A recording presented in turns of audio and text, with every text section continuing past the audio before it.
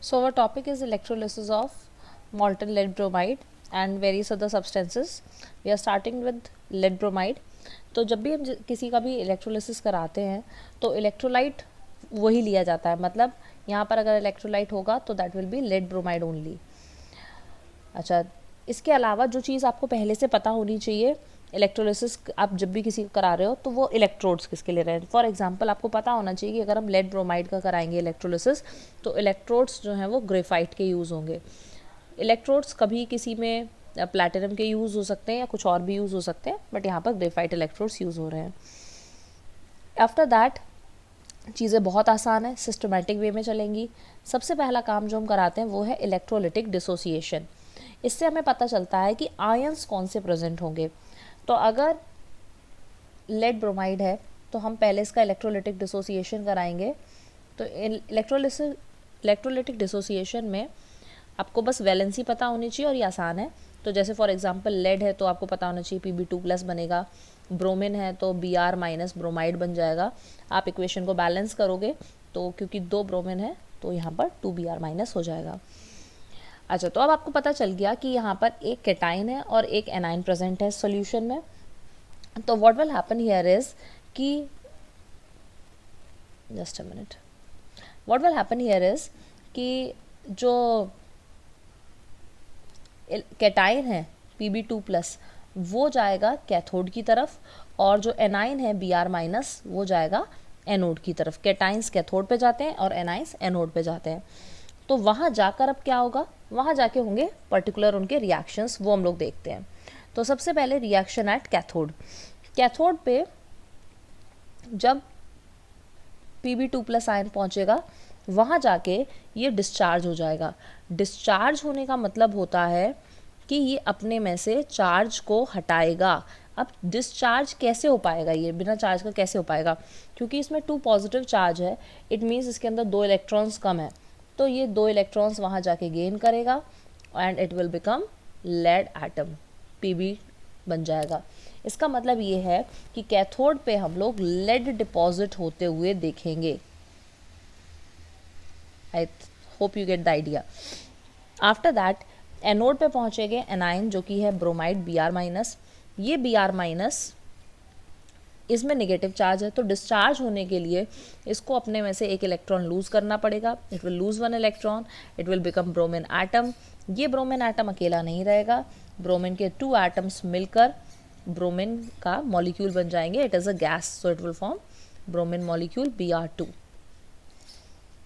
ठीक है, it means anode पे ब्रोमिन गैस इवॉल्व होगी।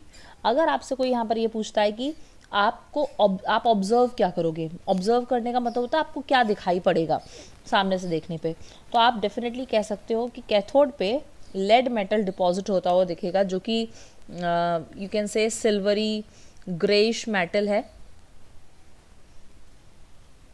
ये आपको डिपॉजिट होते हुए दिखेगा। एंड देन एनोड पे आपको जो है ब्रोमिन गैस इवॉल्व होती हुई दिखेगी, जो कि रेडिश ब्राउन कलर की गैस है। तो ये आपकी हो गया कि आपने क्या ऑब्जर्व किया। एक क्वेश्चन ये हो सकता है कि आपने ग्रेफाइट क्यों यूज़ किया एज इलेक्ट्रोड्स। तो इसका आंसर है कि ग्रेफाइट नॉन रिएक्टिव होता है और ब्रोमिन वेपर्स जो है they are very reactive.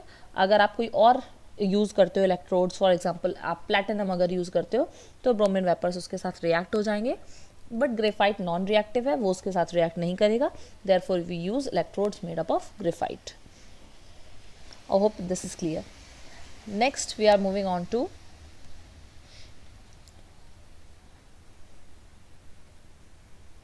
electrolysis of acidified water. Acidified water की electrolysis के लिए अगेन इलेक्ट्रोलाइट क्या होगा, प्योर वाटर क्योंकि एक बैड कंडक्टर ऑफ इलेक्ट्रिसिटी है तो therefore we use acidified water. Means electrolyte होगा यहाँ पर वाटर और साथ में सल्फ्यूरिक एसिड जो कि हमने यूज़ किया है उसको गुड कंडक्टर बनाने के लिए। वाटर में इम्प्योरिटी ऐड कर दी है, एसिड ऐड कर दिया जिससे कि water good conductor of electricity बन जाए।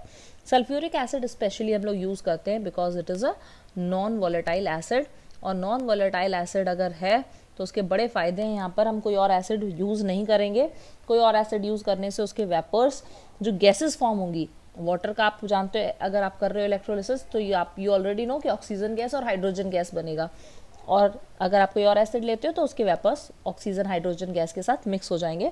तो therefore we use this non volatile acid sulphuric acid. अगला अब सिंपल है, ठीक है। यहाँ पर अगेन इलेक्ट्रोड्स बस आपको पता हो, फिर हम लोग नॉर्मल कर सकते हैं। इलेक्ट्रोड्स जो यूज़ किए जाते हैं they are made up of platinum. तो बिल्कुल एक थिन स्ट्रिप ली आप देख रहे हो, ठीक है। कॉस्टली होता है प्लैटिनम, तो ज़्यादा बड़ी मोटी रॉड्स तो नहीं ले सकते हम यहाँ पर। इलेक्ट्रोलाइटिक डिसोसिएशन से काम हमारा शुरू हो जाता है। बस आपको बस यही पता होना चाहिए इलेक्ट्रोलाइट क्या है, इलेक्ट्रोड्स क्या है, बाकी सारा काम आपको कुछ भी याद करने की ज़रूरत नहीं है। सिंपल आप एक फ्लो में कर सकते हो। सबसे पहले इलेक्ट्रोलाइटिक डिसोसिएशन करना है, जिसमें जो भी चीज़ें इलेक्ट्रोलाइट में होंगी उसका हम करेंगे इलेक्ट्रोलाइटिक डिसोसिएशन। तो सबसे पहले यहाँ पर वाटर है, तो वाटर का अगर डिसोसिएशन करेंगे तो वाटर में आप जानते हो दो चीज़ें क्या बनेंगी, H+ बनेगा और OH- बनेगा।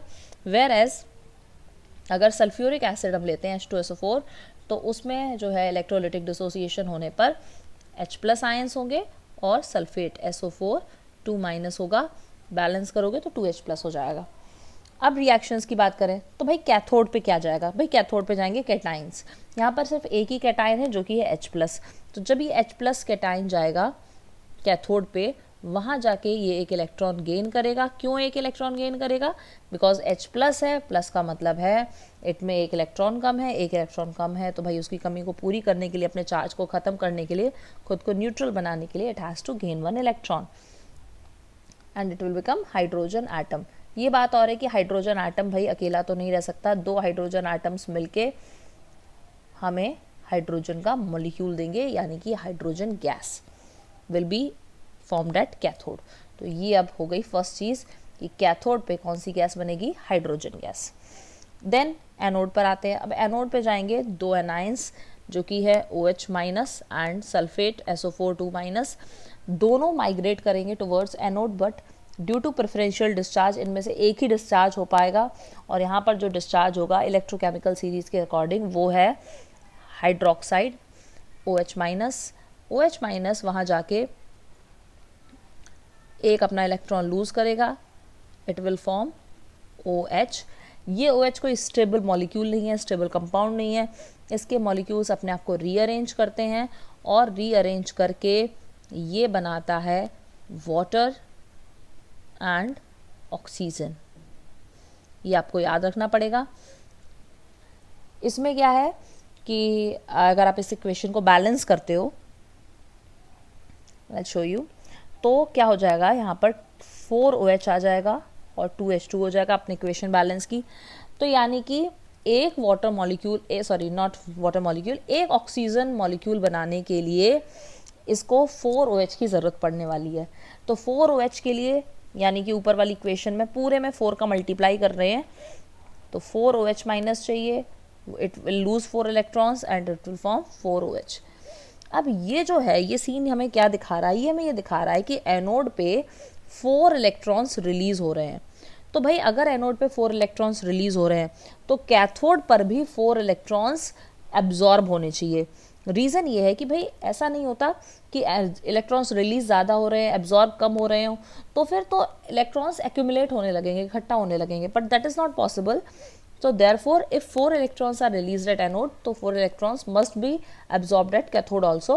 तो therefore, अगर हम रिवर्स ऑर्डर में अब देखो जा रहे हैं, तो हम कैथोड की तरफ जा रहे हैं, तो therefore कैथोड में हमें कुछ चेंज करना पड़ेगा, हमें 4 इलेक्ट्रॉन्स एब्जॉर्ब कराने पड़ेंगे। 4 इलेक्ट्रॉन्स एब्जॉर्ब कराने के लिए फर्स्ट इक्वेशन है पूरे में 4 से मल्टीप्लाई कर रही हूँ, तो अगर 4H+ होंगे तभी वो 4 इलेक्ट्रॉन्स एब्जॉर्ब कर पाएंगे, it will form 4OH।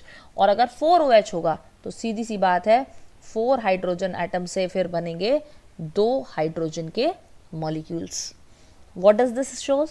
It shows कि एक ऑक्सीजन मॉलिक्यूल प्रोड्यूस करने के लिए कैथोड पे 2 हाइड्रोजन मॉलिक्यूल्स बनेंगे। तो देयरफॉर हम ये कह सकते हैं कि हाइड्रोजन और ऑक्सीजन गैस का जो ये फॉर्म हो रही है, इसका जो रेशो है दैट इज 2:1, जो कि आप डायग्राम में देख भी सकते हो कि जितनी भी ऑक्सीजन है उसके कंपैरिजन में हाइड्रोजन डबल है, यानी इनका जो रेशो है दैट मस्ट बी 2:1। ये इंपॉर्टेंट क्वेश्चन भी है, पूछा जाता है कि हाइड्रोजन और ऑक्सीजन का रेशियो 2:1 क्यों होता है। I hope you get it.